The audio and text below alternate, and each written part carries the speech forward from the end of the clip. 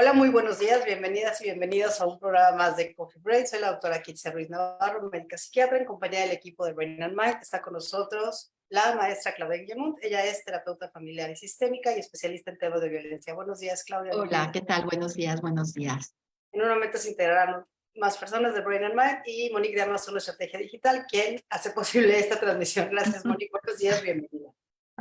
Bueno, parece que tenemos un poquito de problemas técnicos, pero vamos a arrancar. El día de hoy tenemos el tema de trastorno límite de la personalidad. Algo que pareciera como que se pone de moda, ¿no? Pero que siempre ha estado ahí, ¿no? Entonces, quizá valga la pena empezar un poquito como por qué es la personalidad, ¿no? Porque dicen que de músicos, poetas y locos todos tenemos un poco. Y no necesariamente tener ciertos rasgos o tener ciertos patrones de comportamiento nos hace padecer como un trastorno, ¿no? Y algo que siempre nos gusta como evitar es el etiquetar y la estigmatización. Entonces, pues, no sé si quieres platicar, Claudia, un poquito como qué es la personalidad, qué es lo que nos define, cuál es la diferencia, quizá, personalidad, carácter, temperamento.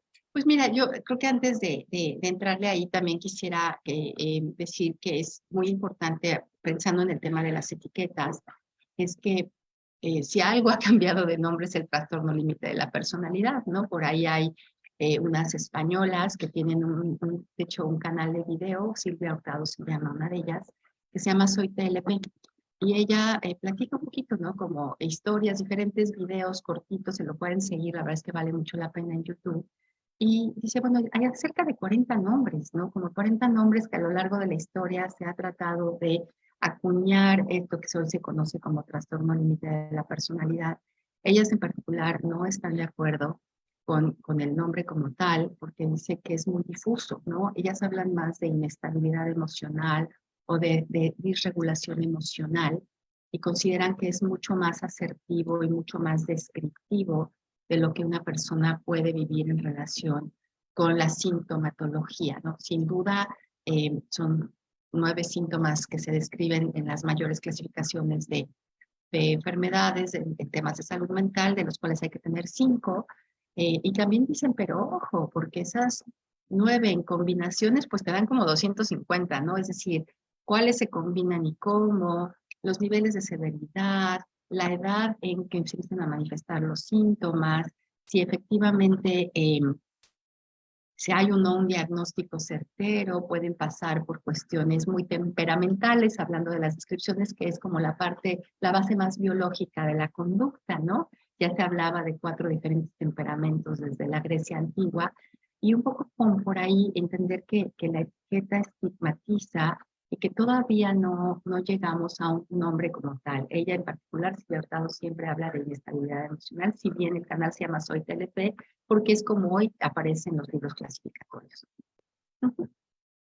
Así es. Ya está aquí con nosotros Lupita. Buenos días, Lupita, bienvenida. Y también ya está por acá Corina. Buenos días, Corina. Gracias, buenos días. Entonces, digo, siguiendo un poquito el hilo de lo que nos está diciendo Claudia, a ver, me voy a regresar como un poquito y creo que este grupo de investigación tiene razón en algo, ¿no? Incluso, a ver, hasta antes, ya ahorita vamos a la la edición revisada del DSM-5, pero ya para la edición anterior, o sea, desde el DSM-5 anterior, que no es la edición revisada, ya se planteaba la posibilidad de una reclasificación de los trastornos de personalidad. ¿Por qué? Porque anteriormente, cuando se hacía un diagnóstico en psiquiatría multiaxial, se ponía el trastorno principal, por ejemplo, la depresión, y el eje 2 siempre estaba reservado para los trastornos de personalidad. Cuando desaparece el sistema de clasificación multiaxial, no es porque ya no sea importante el eje 2, al contrario, sino porque el eje 2, que es todo lo que tiene que ver con trastornos de la personalidad, es tan importante como lo es la depresión, la ansiedad, el trastorno bipolar y todo lo demás. Entonces, una intención es esa. Ahora, como todo se tiende, la tendencia en psiquiatría es una clasificación desde el punto de vista neurobiológico, ¿no? Quizá ya no quedarnos como tanto en lo sintomático. Y ahí es donde muchos de los trastornos de personalidad pues siguen quedando un poquito como en el limbo, ¿no? Entonces, un trastorno de personalidad pues son patrones desadaptativos de comportamiento, ¿no? La personalidad es cómo me relaciono yo conmigo, cómo me relaciono con los demás, cómo percibo el mundo, pero cuando estos me generan una desadaptación y además son patrones como inflexibles, y eso es lo que me genera un problema, es cuando hablamos de trastornos de personalidad.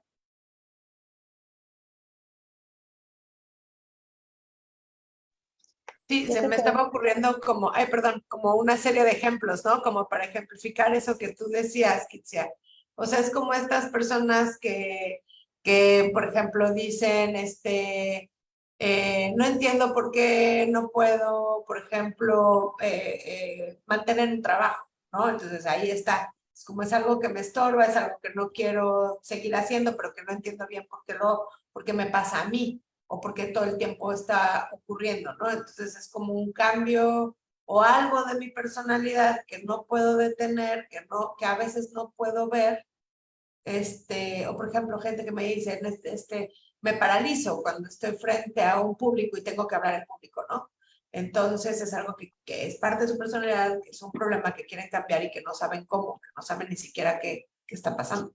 Ese es un trastorno de personalidad. Exactamente, o sea, no, es muy difícil verlo, observarlo, ¿no? Y si quieren para ir como definiendo un poquito, ¿no? O sea, sin ponerle como nombres, como decía Claudia, es algo que ha evolucionado mucho, antes se le llamaba trastorno de la personalidad emocionalmente inestable, porque justamente la principal característica de ese trastorno, ¿no? Es una inestabilidad no solamente en las emociones, sino también en las relaciones interpersonales, en la autoimagen, en los afectos. Siempre hay como mucha impulsividad, es algo por lo que se caracteriza este trastorno. El sentimiento constante de vacío, de que nada es suficiente, de que nada llena,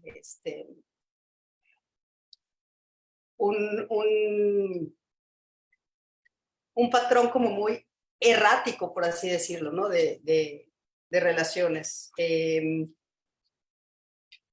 Cambios rápidos en la inestabilidad, se tiende como a la dramatización, pero en general todos los del clúster B tienen a la dramatización. Tienden como a idealizar a las personas y de pronto, así como las idealizan, las tienden a descalificar. Hay un miedo intenso y desproporcionado al abandono y a la soledad.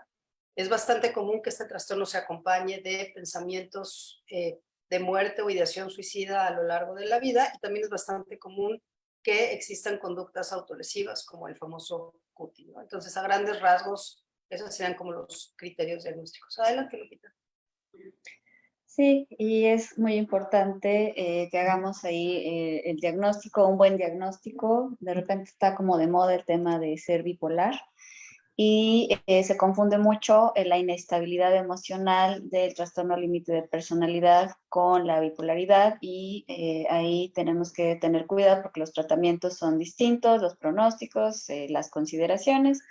Entonces, la importancia de hacer también este programa, pues es que podamos ir teniendo en consideración las distintas posibilidades y los abordajes, particularmente del trastorno límite de personalidad. Bueno, creo que ya hay como bastantes opciones para mejorar, para tratar, y que es un padecimiento que cada vez es más, tiene posibilidades importantes. Adelante, Cori.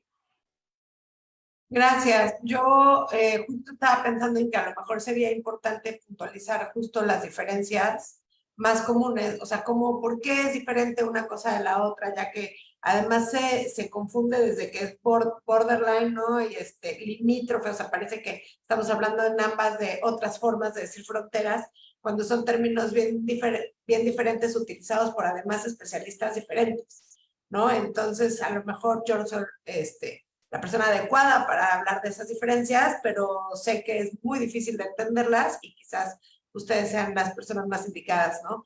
Pero antes de ir ahí, me gustaría solamente retomar lo que está diciendo Kitsia, que desde nuestro marco teórico, o sea, para saber, no sé, como algo que caracteriza a estas personas no neuróticas, para usar el término común, normal, ahora nuevo,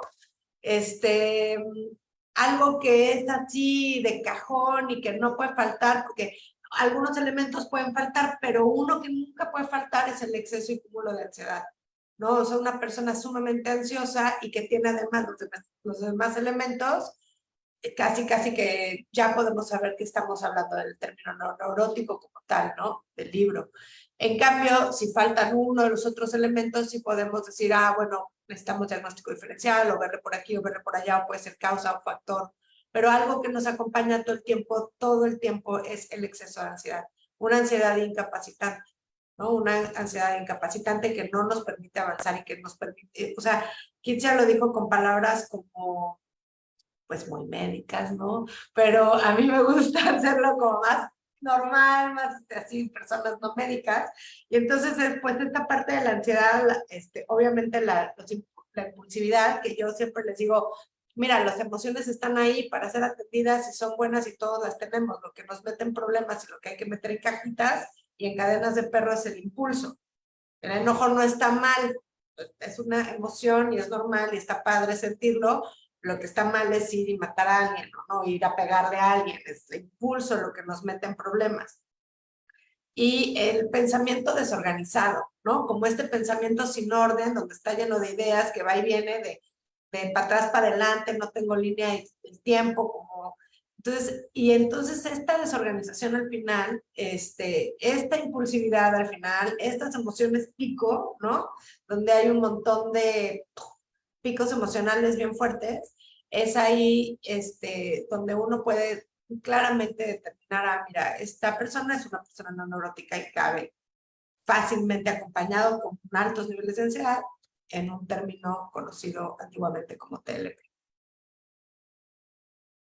Se llama diagnóstico diferencial, ¿no? Un poquito, es como todas esas características que se pueden compartir o que se parecen, pero que cuando ya nos vamos a la parte más específica nos ayuda a determinar un diagnóstico y otro. Y antes de platicarles como esas grandes diferencias, es importante saber que no es tan sencillo hacer un diagnóstico de trastorno de personalidad. O sea, a ver, podemos hacer una evaluación y podemos ver como ciertos rasgos, ¿no? Pero volvemos a lo mismo, de rasgos todos tenemos un poco y a veces como que se empalman un poquito, ¿no? Entonces, no es, en una primera evaluación es muy difícil hacer un diagnóstico. Esto solo nos da el tiempo y a veces se pueden hacer pruebas proyectivas que nos ayudan a ver los mecanismos de defensa que tienen y eso nos orienta un poquito el diagnóstico.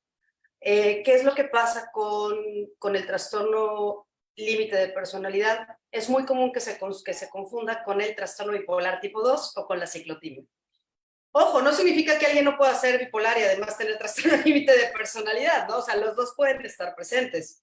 Y quizá la diferencia más importante es que el trastorno bipolar son periodos determinados, son periodos largos de depresión, de evasión del estado de ánimo o que pueden estar combinados, que se mantienen a lo largo del tiempo. Un bipolar no es el que en la mañana está triste y luego enojado y luego feliz y luego contento y luego llora, no. Un bipolar no es el que el novio le habló feo y ya se quiere morir o como esos cambios súbitos, ¿no? Eso es más del trastorno de personalidad. Y quizá la gran diferencia sea un poquito esa, ¿no? Esos episodios, los cambios en el estado de ánimo no son de hoy estoy feliz, hoy estoy triste, no. Estas canciones de tengo un corazón bipolar porque luego río y quiero llorar, eso no es bipolar, eso es trastorno de personalidad, no, trastorno de la personalidad emocionalmente inestable, ¿no? Que es la principal característica. También es bastante otro diagnóstico diferencial es con otros trastornos de personalidad, ¿no? Como el trastorno histriónico, como el trastorno sociopático de la personalidad, que entran dentro del mismo clúster B, que son los patrones de comportamientos como mucho más erráticos. Algo muy importante y que además siempre tenemos que descartar es que estas impulsividades, la inestabilidad emocional, no se deba a causas fisiológicas, ¿no? A veces lo que tenemos es crisis parciales o tenemos un tipo de epilepsia que lo que nos da son impulsividades y cambios en el comportamiento. Entonces, todo lo que pueda ser secundaria a una causa fisiológica, entonces también hay que descartarlo. Las sustancias, el trastorno, o sea, las sustancias también nos pueden dar como mismas características o parecidas a estos comportamientos impulsivos y erráticos. Y por supuesto los problemas de identidad, ¿no? ¿Por qué? Porque partimos que en el trastorno límite tenemos un descontento constante con la imagen corporal. Ojo, que no es lo mismo la distorsión de la imagen corporal que se ve en los trastornos de la conducta alimentaria, pero una de las comorbilidades más, o sea, que se acompañan que suelen ir como muy de la mano son los trastornos de la conducta alimentaria con el trastorno límite de personalidad. Y en realidad, como ustedes pueden ver, podemos hacer como una combinación. ¿Por qué? Porque no hay un DSM, no es vamos a meter al paciente en un sistema de clasificaciones, vamos a ver qué es lo que le pasa, qué es lo que sufre, qué es lo que más destaca que le genera un problema. Y la idea de tener la mejor aproximación diagnóstica es poder normar el tratamiento. Es muy común que a mí me lleguen pacientes diagnosticados con trastorno bipolar y en realidad lo que tienen es trastorno límite de la personalidad. Entonces, sí, no es tan sencillo a veces. Adelante. Yo quería explicar también un poquito cómo lo hace Silvia Hurtado. Ella, pues imagínense este icono que vemos de un volumen, ¿no? Lo que vemos en los controles remotos, lo que vemos pues prácticamente en cualquier lugar donde sabemos que eso sirve para subir el volumen. La mayor parte de la gente estamos del 0 al 50 para el tema emocional, ¿no? Podemos de pronto vivir una emoción muy fuerte y tenemos, o vamos adquiriendo, vamos desarrollando capacidades para regular esa emoción. Las personas que podrían desarrollar trastorno límite de la personalidad ya de entrada están del 0 al 75. Es decir, todos sus órganos y los sentidos, todo está como en volumen alto. Vamos a los 5 sentidos que conocemos normalmente, sino también el sexto como el instintivo. Y si de este 75 de pronto llegas al 90 en ese pedacito como ya expresé, entonces podríamos hablar de trastorno límite de la personalidad. Todavía está el 75, si se van adquiriendo ciertas capacidades para regular la emoción, vamos a decir, el índice de funcionalidad es muy alto. Pero ya cuando estamos muy pegados al 90, entonces se empiezan a afectar funciones con el trabajo, en la escuela, con los amigos, con la familia. Es decir, una vez más, la funcionalidad nos empieza a decir, y es que algo no está bien, ¿no? Y hablan mucho también de este bucle, son españolas, entonces este bucle de frustración e impulso que puede llevar a conductas que les pueden poner en riesgo, sin duda, y que pueden además hasta bajar la expectativa de vida, ¿no? En relación a todas las comorbilidades o actos impulsivos, por ejemplo, quitarse la vida, que podrían estar acompañados de esta desregulación emocional. Igualmente, es como un río, ¿no? El agua va en un cauce de río y de todo a pronto, de pronto se nos puede desbordar el río, ¿no? Y vemos cómo de alguna manera atendemos este desbordamiento. Las personas que podrían desarrollar trastorno límite de la personalidad están en el desbordamiento mucho tiempo y no tienen las habilidades, las capacidades para poder regresar a ese cauce. Es decir, dentro de algo que es de parte de la norma, se nos sale en esta como intensidad emocional que nos lleva a inestabilidad. Ellos han acuñado un modelo terapéutico que le llaman terapia icónica, y lo que han hecho es hablarle al cerebro derecho, porque el cerebro izquierdo no está funcionando como debe cuando tienes la emoción y todo lo que da, a través de dibujos, ¿no? De una serie de muchos dibujos.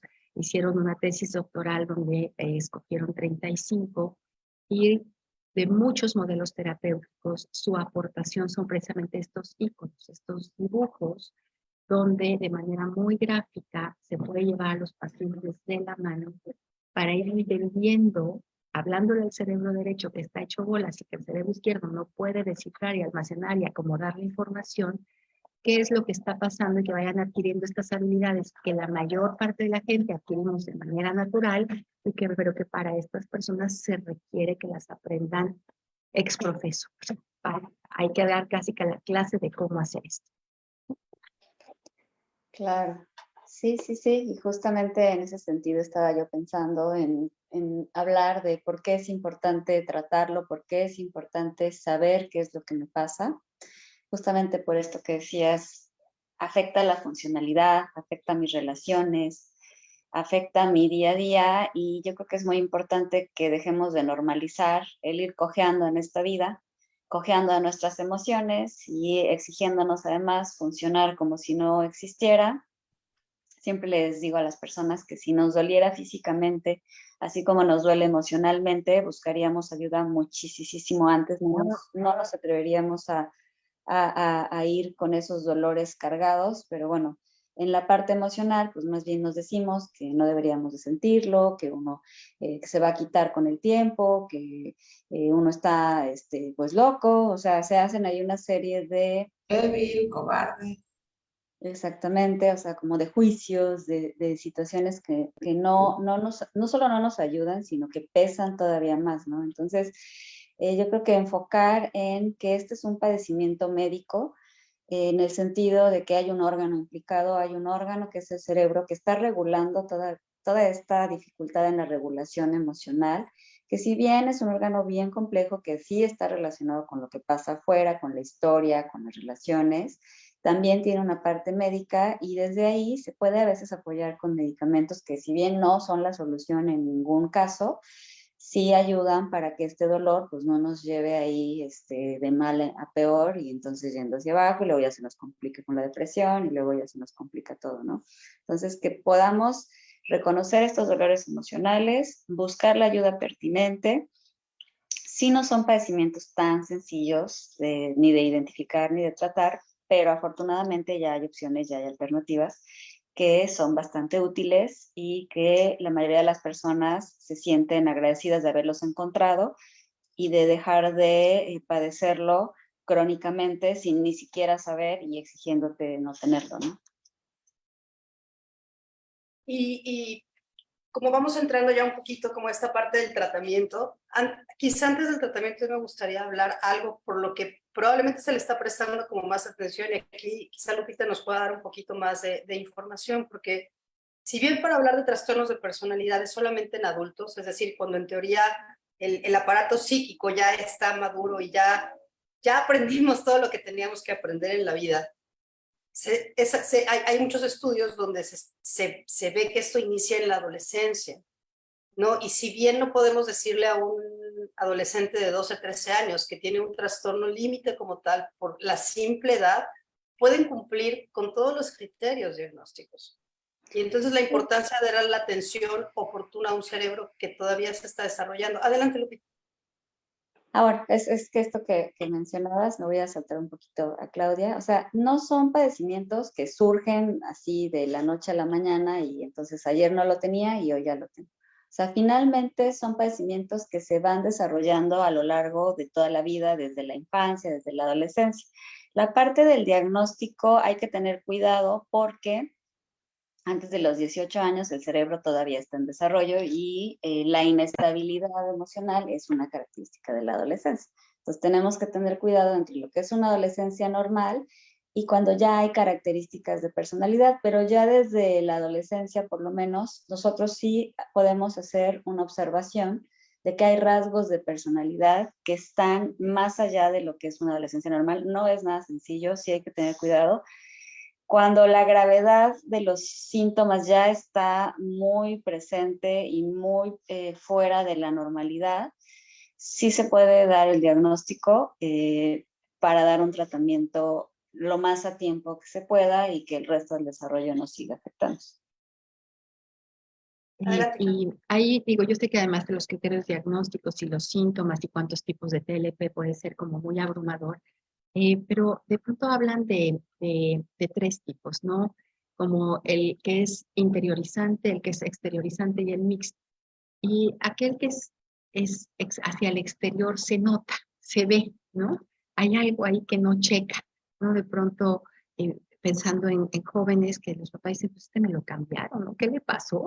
¿En qué momento empiezan con estas conductas, ¿no? Disruptivas, poco empáticas, de enojo, de esto de emociones vividas a todo lo que da? Eh, y se supone, parte de lo que se ha investigado es que estos externalizantes finalmente tienen mejor pronóstico porque son diagnosticados más fácil, ¿no? De alguna manera es tan llamativo esto que pues buscas ayuda de alguna manera. Cuando es interiorizante, de pronto dices, pero ¿cómo que tuvo una tentativa de suicidio? ¿Pero qué le pasó? ¿No? O sea, es decir, se guarda tanto que no se ve, cuesta más trabajo el diagnóstico y por lo tanto un curso de tratamiento, ¿no? Entonces es una manera también de distinguir de una manera un poquito más sencilla, 9 síntomas, muchas combinaciones, se ve o no hacia el exterior, puede irse construyendo desde la niñez y Y si se diagnostica antes de un cerebro, ellas llaman cristalizado, como dice aquí, que ya aprendió lo que tenía que aprender, bueno, pues hay mucha más flexibilidad para adquirir otra serie de habilidades de regulación emocional. Y entonces, una vez que ya tenemos como integrado todo, pues vamos como a la otra parte, ¿no? Que es el tratamiento. O sea, al final, creo que hasta hace muchos años eran pacientes que estaban como un poquito desahuciados, ¿no? Como decían, bueno, pues ya es así, así se formó y entonces tratemos como la comorbilidad. Y la realidad es que no. La realidad es que ya hay estudios con un abordaje multidisciplinario, con un buen tratamiento, sobre todo de las comorbilidades, donde se ha visto que, a ver, acuérdense que aquí todo es dinámico, todo va cambiando. No hacemos un corte en el tiempo, vemos una cosa y las cosas cambian. E incluso nos hablan que con el tratamiento adecuado, una persona con trastorno límite puede mejorar considerablemente en el lapso de 1 a 8 años de tratamiento. Y esto no lo digo yo, me lo estoy inventando, es lo que dicen los estudios que se han hecho como a largo plazo, ya con un abordaje muy diferente al que se hacía quizás hace 20 años, ¿no? Entonces, aquí podemos ir separando como el tratamiento en varias partes, ¿no? Uno es lo que yo siempre digo, lo más importante, como asegurar la integridad de la persona, ¿no? O sea, quizá de los trastornos de personalidad, los que más intentos de suicidio tienen, pues son este grupo por la impulsividad y por todo lo que acompaña, ¿no? Entonces es la integridad de la persona. Si podemos llevar un tratamiento ambulatorio, vamos a enfocar la parte farmacológica al trastorno de depresivo, ansioso, bipolar, al trastorno de la conducta alimenticia, o sea, lo que sabemos que tenemos como un tratamiento farmacológico, ¿no? Si no tuviéramos comorbilidad, lo cual es muy raro, pues entonces vamos a dirigir el tratamiento a disminuir la impulsividad, ¿no? Y sí tenemos fármacos que nos ayudan a disminuir como la impulsividad. Y la otra parte es la terapia, la psicoterapia, ¿no? La psicoterapia, de lo que se ha hablado y se ha ido como perfeccionando, y a lo mejor cada nos puede complementar, porque justo quienes van como a la vanguardia en todo esto, que son ya modificaciones de la terapia dialéctica del comportamiento, son los españoles. Ellos han modificado un poquito la dialéctica del comportamiento enfocada más hacia la parte de la modulación de la emoción. Entonces, terapia, fármacos y, bueno, evidentemente modificaciones al estilo de vida, como todo en la vida. Adelante, Claudia. No, de hecho, quería mencionar, ¿no?, que una imagen que a mí me gusta mucho es como esta idea de que tienes un carro chiquito, ¿no? Imagínense que la emoción normal, ¿no?, que todos podemos vivir, de alguna manera todos tenemos experiencias en las que de pronto sentimos mucha frustración, ansiedad, angustia, pero que tenemos las herramientas para manejarlo y tenemos como un freno acorde con este coche, ¿no?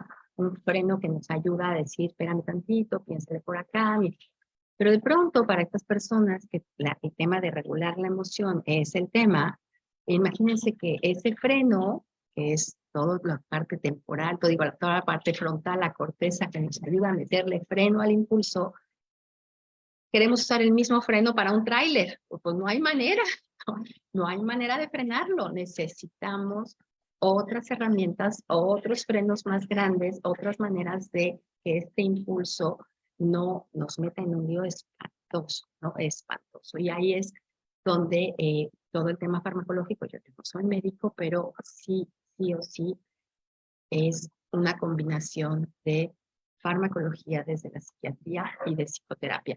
Mucho de lo que hablan también es, sin duda, hay modelos terapéuticos que pueden tener mejores resultados, pero nada como la alianza terapéutica o el vínculo terapéutico. Es decir, qué bueno que tengas algo de especialidad en esto, que conozcas, que sepas más o menos qué hacer, pero por ahí algún estudio decía que casi el 90% del éxito es ese vínculo terapéutico que hace de este paciente un espacio seguro, confiable, de apego, de predictibilidad, que ayuda muchísimo a recuperar la funcionalidad y a meter frenos acorde con el tamaño de la emoción que estás viviendo. Adelante, Corina. Sí, igual yo solamente quería complementar en el tema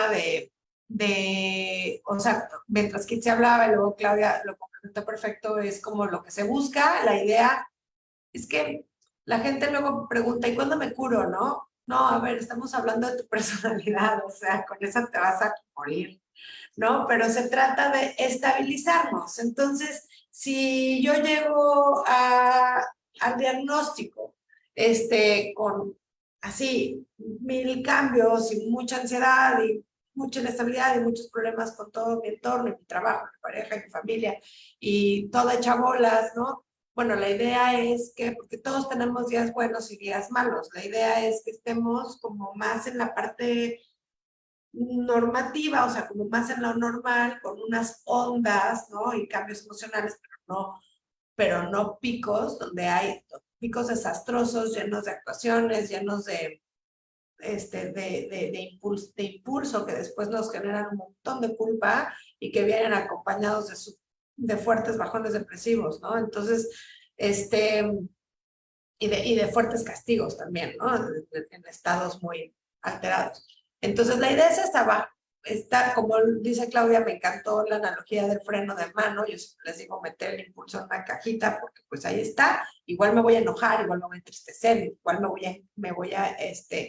y a mí algo que me gusta mucho es como siempre ponemos ejemplos que van a lo desastroso, ¿no? A lo catastrófico, pero yo les pongo un ejemplo normalmente que creo que es escuchado y es como si cuando les digo, es como cuando conoces a alguien y te súper enamoras en ese momento porque les pasa, ¿no? Y en ese instante, pero y en ese instante es todo junto, lo conozco, me enamoro, me caso y tengo un hijo ese día.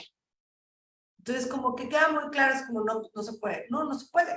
Así todas las emociones, ninguna se puede todo al mismo tiempo, ¿no? Entonces, la idea es, como sí se puede hacerlo todo eso, pero alargadito en el espacio-tiempo. Y entonces, creo que eso mitiga un poquito la ansiedad, esa idea. Adelante, Sí, Lupita. gracias, totalmente. Sí, entonces, bueno, yo nada más me quedo pensando en, suena largos los tiempos de tratamiento, probablemente lo sean. Como mencionábamos, no es cualquier cosa, estamos hablando de una personalidad que lleva formándose durante muchos años, pero nada más comentar que es totalmente benéfico, que realmente vale mucho la pena tratarlo. Sí, digamos, los resultados, como mencionaba Kitsia, se observan a lo largo de los años. Desde el principio creo que a veces con el medicamento puede haber una mejoría suficiente como para salir de la zona más dolorosa y más difícil. Entonces, totalmente vale la pena. Entonces, yo sí invitarlos a ya no seguir como teniendo miedo a lo mejor de darme cuenta de lo que me está pasando, sino a poder acompañarme para explorarlo y la posibilidad de irlo mejorando a lo largo del tiempo, ¿no? Porque va mejorando, va mejorando, va mejorando y así hasta que uno lo siga trabajando. A mí me gustaría ir cerrando con una cosa importante que no debemos de olvidar, ¿no? Y es este famoso término del trauma complejo, ¿no? Es bastante común en el trastorno límite de la personalidad encontrarnos con el trauma complejo y en realidad tenemos ahí un mix como, es como algo muy, muy, muy encapsulado que no se alcanza a ver más que en el comportamiento. Y muchas veces nos vamos con la finta de los trastornos de personalidad y en realidad lo que tenemos son eventos como extremadamente traumáticos, ¿no? Entonces, de ahí la importancia como del buen diagnóstico y no solamente quedarnos como en lo encimita, ¿no? Y la otra cosa es, yo creo que este es un mensaje sobre todo para aquellos pacientes que están diagnosticados y sobre todo para los familiares, ¿no?